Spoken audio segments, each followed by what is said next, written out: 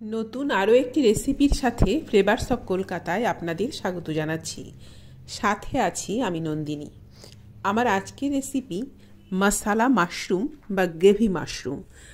ঘরে থাকা খুব সাধারণ কিছু জিনিস দিয়েই মাশরুমের এই সুন্দর রেসিপিটি আপনি বাড়িতে বানিয়ে নিতে পারবেন। আপনারা দেখুন, আশা করছি আমার আজকের এই রেসিপিটি আপনাদের ভালো লাগবে। আসুন তাহলে শুরু করি।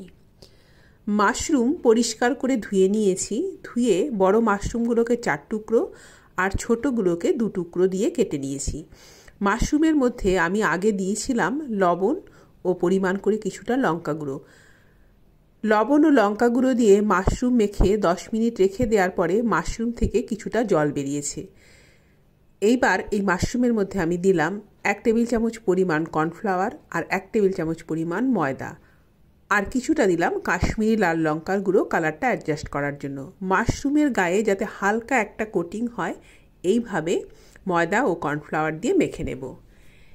এবার একটা ননস্টিকের প্যান বসিয়ে 2টো ব্যাচে এই মাশরুমগুলোকে আমি ভেজে নেব। মাশরুমের মধ্যে যেহেতু প্রচুর পরিমাণে জল থাকে, সেই জন্য এইভাবে ময়দা ও কর্নফ্লাওয়ারের হালকা একটা কোটিং করে তারপরে যদি ভেজে নেওয়া যায় তাহলে মাশরুমটা খেতে ভালো লাগবে। আমি 2টো ব্যাচে সবগুলো মাশরুম এই রকম একটু লাল লাল করে ভেজে নিয়েছি। এবার এই মাশরুমগুলোকে আমি তুলে নেব। এই মশালা মাশরুম রুটির সাথেও সার্ভ করা যাবে, পরোটা ভাতের সাথেও সার্ভ করা যাবে, খেতে খুবই ভালো লাগবে।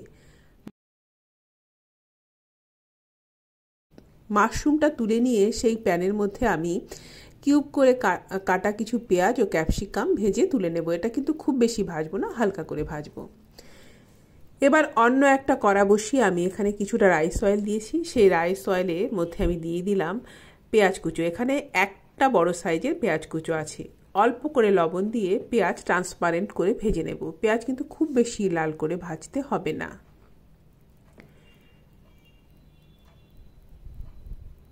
স্প্রিং অনিয়ন যেটা হয় না, তার নিচের অংশটা মানে পেঁয়াজের অংশটুকু, এটা আমার কাছে ছিল।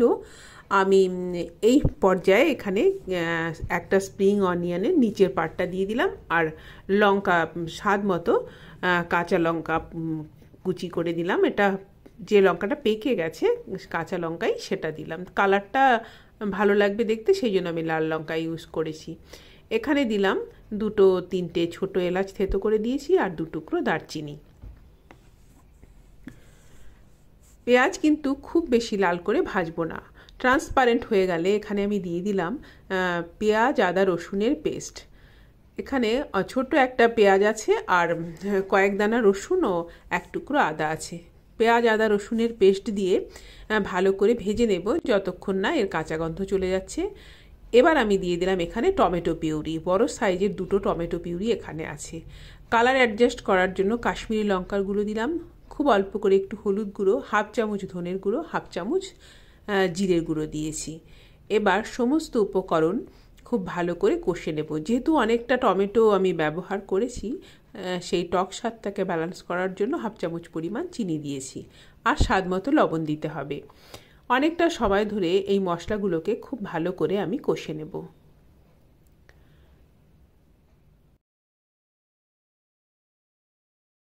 মাশরুমের এই রেসিপি রুটি পরোটার সাথেও ভালো লাগবে, আবার ভাতের সাথেও ভালো লাগবে। যারা কখনো মাশরুম খাননি তাদের বলবো আমার এই রেসিপি ফলো করে একদিন বানিয়ে মাশরুম খেয়ে দেখবেন। মাশরুম কিন্তু খেতে খুবই ভালো লাগে। মশলা কষিয়ে নেওয়ার পরে আমি দিয়ে দিলাম ভেজে তুলে রাখা মাশরুমগুলো। এবার ফ্লেমটাকে সিমে করে কিছুটা জল দিয়ে ঢাকা দিয়ে দেব এবং প্রায় 7-8 মিনিট সময় ধরে এই মাশরুম আমি সেদ্ধ করে নেব। প্রায় 7 থেকে 8 মিনিট সেদ্ধ করার পরে আমি কিন্তু সিম আঁচে সেদ্ধ করেছি। যেহেতু কর্নফ্লাওয়ার দিয়ে ভাজা হয়েছে, সেই জন্য আঁচটাকে বাড়ানো যাবে না। প্রায় 7-8 মিনিট রান্না করে নেওয়ার পরে মাশরুম সেদ্ধ হয়ে গিয়েছে। মাশরুম যদি সেদ্ধ হতে খুব বেশি সময় লাগে না। আমি ভেজে রাখা ক্যাপসিকাম ও পেঁয়াজটা দিয়ে দিলাম, ওপর থেকে কিছু পেঁয়াজ কলি ও লঙ্কা কুচি দিয়ে দিলাম। তৈরি হয়ে গেল মশালা মাশরুম বা গ্রেভি মাশরুম। আপনারা এটা রুটি পরোটা ভাত সব কিছুর সাথেই সার্ভ করতে পারবেন। এটা দেখতে যেমন সুন্দর, খেতেও কিন্তু ঠিক ততটাই ভালো লাগবে। আমি একটা প্লেটে আপনাদের সার্ভ করে দেখাচ্ছি এটা দেখতে কতটা সুন্দর হয়েছে। দেখতে যেমন সুন্দর, খেতেও ঠিক ততটাই ভালো হবে। আমি আশা করছি আমার আজকের এই রেসিপি ভিডিওটি আপনাদের ভালো লেগেছে। ভালো লাগলে আমার চ্যানেলটিকে সাবস্ক্রাইব করে আমার সাথেই থাকার অনুরোধ করব আপনাদের। আজ এই পর্যন্তই। আপনাদের অনেক অনেক ধন্যবাদ।